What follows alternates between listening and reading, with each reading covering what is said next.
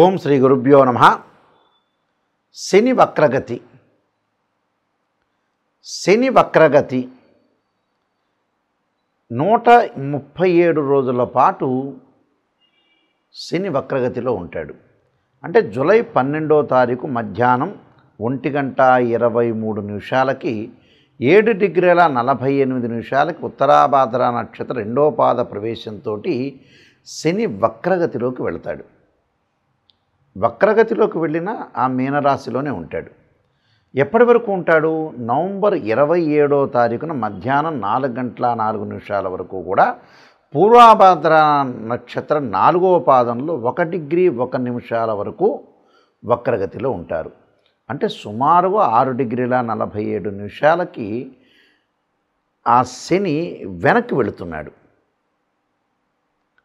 శని వక్రగతి పొందటం వల్ల కొంతమందికి ఉపశమనం కలుగుతుంది, కొన్ని రాశుల వాళ్ళకి కొంతమందికి శుభ ఫలితాలు కలుగుతాయి, కొంతమందికి చెడు ఫలితాలు కూడా, మిశ్రమైన ఫలితాలు కూడా కలుగుతాయి. శని సహజంగా గోచారరీత్యా 3, 6, 11 స్థానాలు శుభ ఫలితాన్ని ఇస్తాడు. అంటే వాళ్ళ రాశి నుంచి మనం చూసుకునేటట్టయితే 3, 6, 11 స్థానాలు శుభ ఫలితాన్ని ఇస్తాడు. శని కొంతమందికి అర్ధాష్టమ, అష్టమ, ఇల్నాటి, కంటక శని యొక్క ఫలితాలు కూడా కొన్ని మంచి చెడుల యొక్క మిశ్రమాలు అనేవి కలిసి ఉంటాయి. వక్రగతి అంటే ఏంటంటే సహజంగా ఎలా ఉంటుందనంటే చాలామంది కూడా వక్రగతి అంటే ఏదో జరిగిపోతుందనే అపోహ, శని గురించి చెప్పంగానే భయభ్రాంతులు చెందుతుంటారు. వక్రగతి అంటే ఏమిటంటే మనకి పైన అంతరిక్షంలో 2 వాహనాలు వెళుతుండగా ఒక వాహనం యొక్క వేగం అనేది తగ్గుతుంది, దాని యొక్క స్పీడ్ అనేది తగ్గుతుంటుంది. అంటే 2 గ్రహాలు వేగంగా వెళుతూ ఉండగా ఒక గ్రహం యొక్క వేగం తగ్గదాన్నే వక్రగతి అంటారు. అది ఎక్కడ వెనక్కి వెళుతుందని చాలామంది అనుకుంటారు. కానీ భూమి మీద నుండి చూసే వాళ్ళకి ఏంటంటే అది వెనక్కి వెళుతున్నట్టుగా అర్థం అనుకుంటాం. కానీ పైన అంతరిక్షంలో అలా జరగదు, దాని యొక్క వేగం మాత్రమే తగ్గుతుందని అర్థం. దాన్నే వక్రగతి అని అంటారు. అంటే దిస్ ఈజ్ ద రెట్రోగ్రేడ్ అంటారు, డైరెక్ట్ కాకుండా రెట్రోగ్రేడ్ అవుతుంటుంది. కాబట్టి శని యొక్క వక్రగతి యొక్క ఫలితాలు ఏ విధంగా ఉన్నాయో ఒక్కసారి మనం తెలుసుకుందాం. కర్కాటక రాశి వాళ్ళకి శని వక్రగతి యొక్క ఫలితాలను మనం తెలుసుకుందాం. కొంత ఆరోగ్యం పట్ల కొంత జాగ్రత్త అనేది అవసరం. అంటే దీర్ఘకాలిక వ్యాధులు, బీపీ, షుగరు, ఆస్తమా లాంటి లాంగ్ రన్లో డిసీజెస్ అంటారు. ఆ లాంగ్ రన్లో డిసీజెస్ విషయంలో కొంత జాగ్రత్త ఉండాలి. అలానే ప్రయాణాలు చేసేటప్పుడు, వాహనాలు నడిపేటప్పుడు కొద్దిగా అజాగ్రత్త లేకుండా చూసుకోవాలి. నిత్యం ప్రయాణం చేసే వాళ్ళకి, అలానే 4 కాళ్ళ జంతువులు ఏదైతే ఉంటుందో ఆ జంతువుల వల్ల కొన్ని ఇబ్బందులు కలగటం ఒకటి.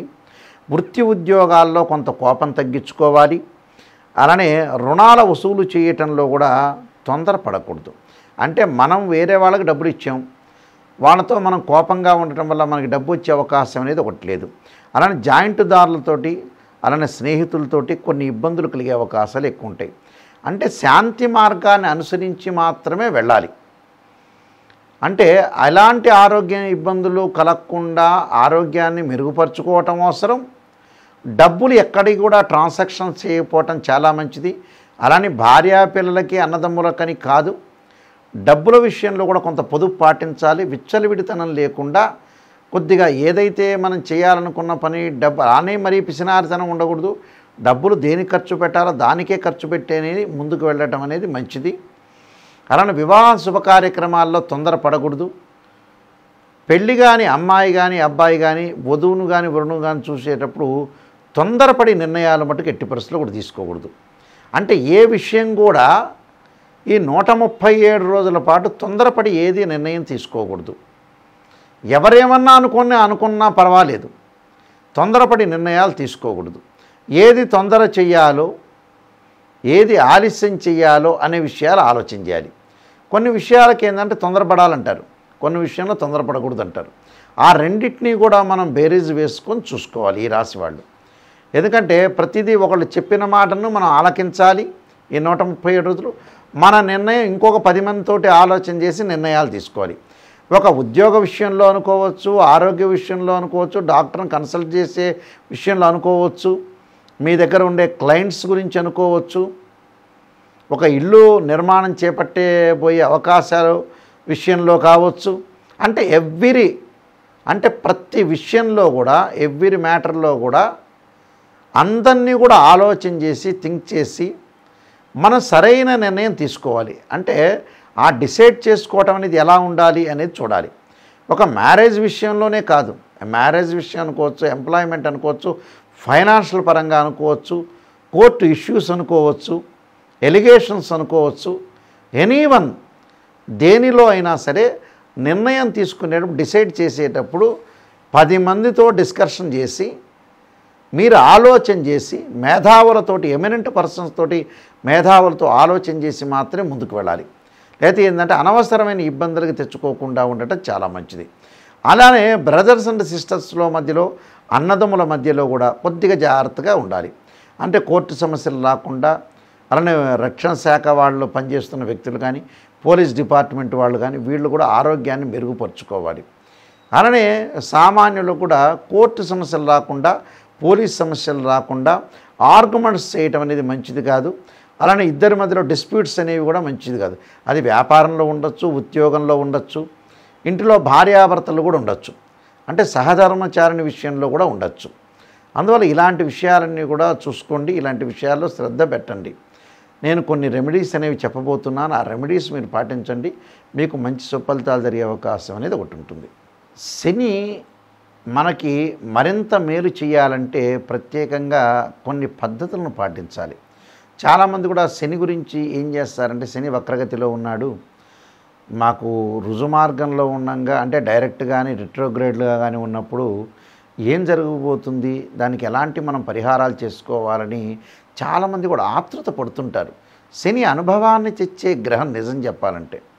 ఈ శని అనుభవాన్ని తెచ్చే గ్రహము మనం ఎలాంటి పరిహారాలు చేసుకోవాలి, చాలామంది కూడా వివిధ పరిహారాలు చేస్తుంటారు. వివిధ పరిహారాల్లో మేము పరిహారం చేసినా జరగట్లేదు గురువుగారు, నాయకంటి గారు, మరి ఏం చేయాలని కొంతమంది చాలామంది ఉద్దేశంతో కలిగిన వ్యక్తులు చాలామంది ఉంటారు.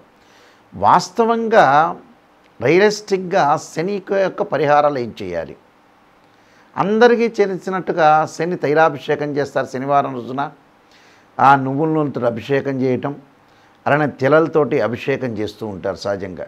దానిలో కూడా ఏం తప్పేం లేదు. ఇప్పుడు శని జపం అనేది ఒకటి ఉంటుంది, ఆ శని జపం చేసుకోవచ్చు, తప్పేం లేదు. 19,000 సార్లు వేదోక్త మంత్రంతో శని జపం బ్రాహ్మణోత్తములతో చేయటం ఒక పద్ధతి.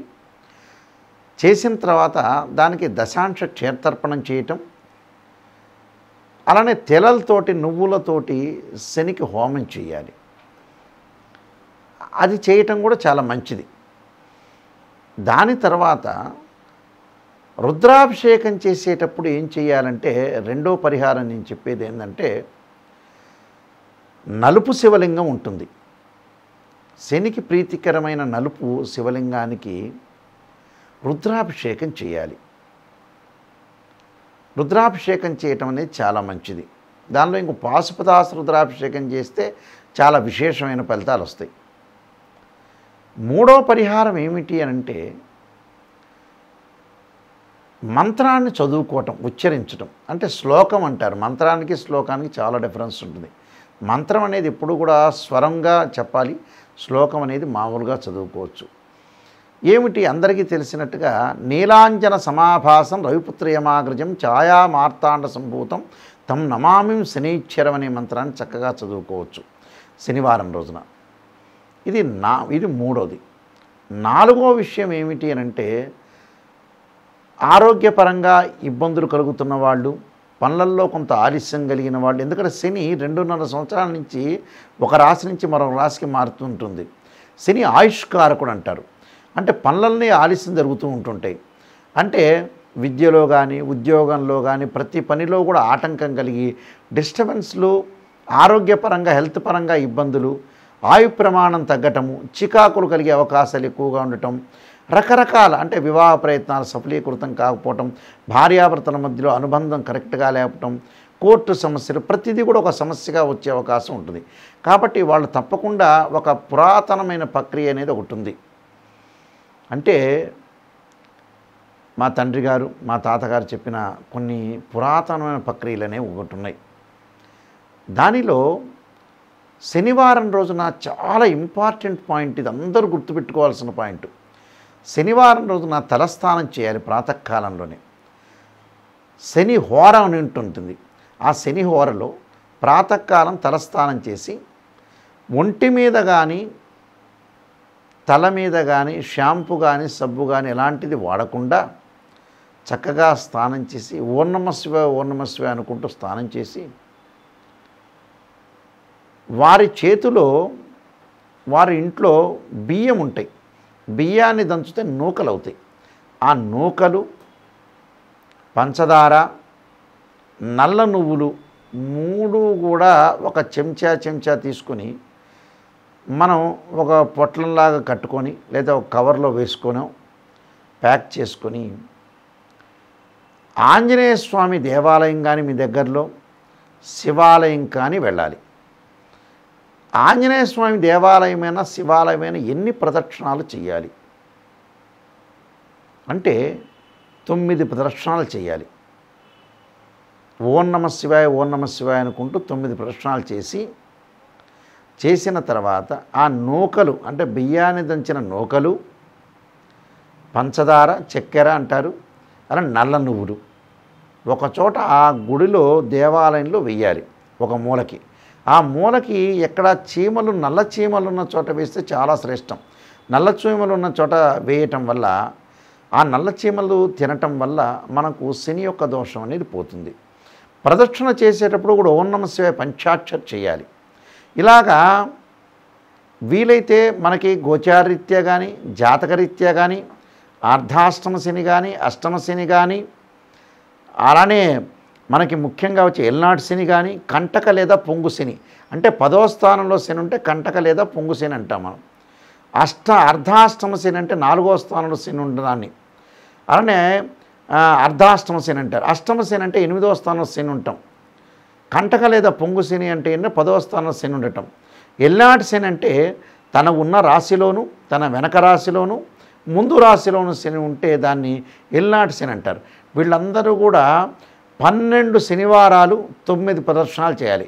12 × 9 108 సార్లు ప్రదక్షిణాలు చేసి ఇలాగ నేను చెప్పినట్టుగా విధానంగా నూకలు, పంచదార, నల్ల నువ్వులు చీమలకు పెట్టడం వల్ల శని యొక్క దోషం అనేది ఖచ్చితంగా పరిహారం అవుతుంది. ఇవన్నీ కూడా మీరు తప్పకుండా చేయండి. వీలైతే నల్లని ద్రాక్ష, నల్లని నువ్వులు, నల్లని వస్త్రము, నల్లని గొడుగు కూడా శనివారం రోజు దానం చేయటం వల్ల కూడా మంచి సుఫలితాలు జరిగే అవకాశం ఖచ్చితంగా ఉంటుంది. మీకు అందరికీ కూడా మంచి జరగాలని ఆశిస్తూ సర్వే జనా సుఖినో భవంతు.